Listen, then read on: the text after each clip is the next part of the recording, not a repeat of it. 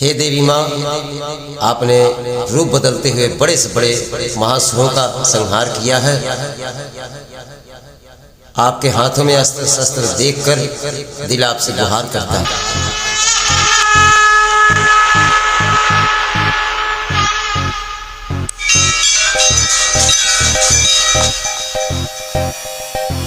मारो ना मैया, मारो ना मैया, मारो ना ओ कोरोना वायरस के, मारो ना ओ कोरोना वायरस के, मारो ना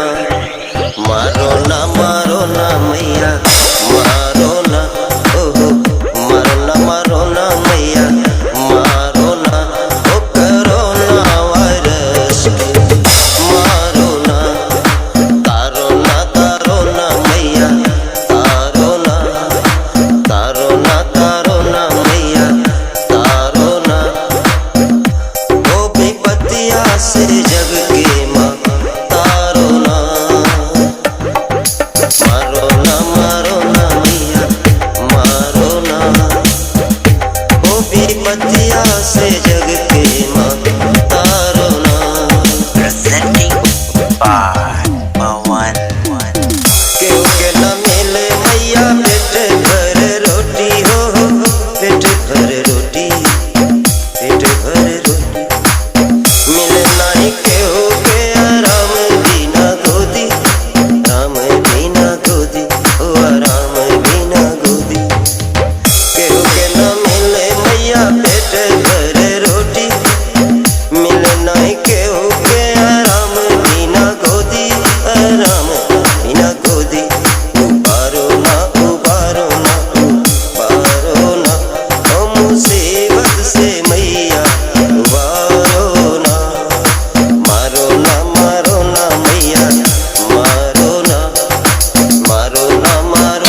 मैया, मारो ना ओ कोरोना वायरस को, मारो ना ओ कोरोना वायरस के, मारो ना मैया, तारो ना मैया, तारो ना ओ विपत्तिया से जग के माँ, तारो ना, मारो ना माँ। सुख में हो करिए ना सबही का जीवन, सबही का जीवन मैया, सबही का जीवन, सबही तो करते हैं तोहरे मसमिरन, तोहरे मसमिरन, तोहरे मसमिरन। संवारो ना ओ संवारो ना, संवारो ना ओ जनमवा हो सबके, संवारो ना, मारो ना मैया, मारो ना मैया, मारो ना ओ कोरोना वायरस के, मारो ना मैया,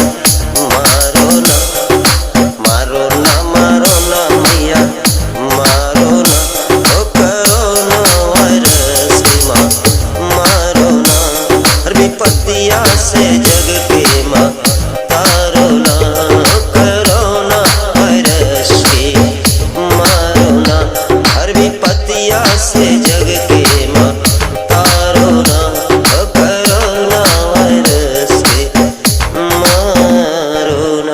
मारो ना माँ। तो हमारा यह वीडियो कैसा लगा कमेंट बॉक्स में जरूर बताएं और हमारे इस चैनल को सब्सक्राइब जरूर करें।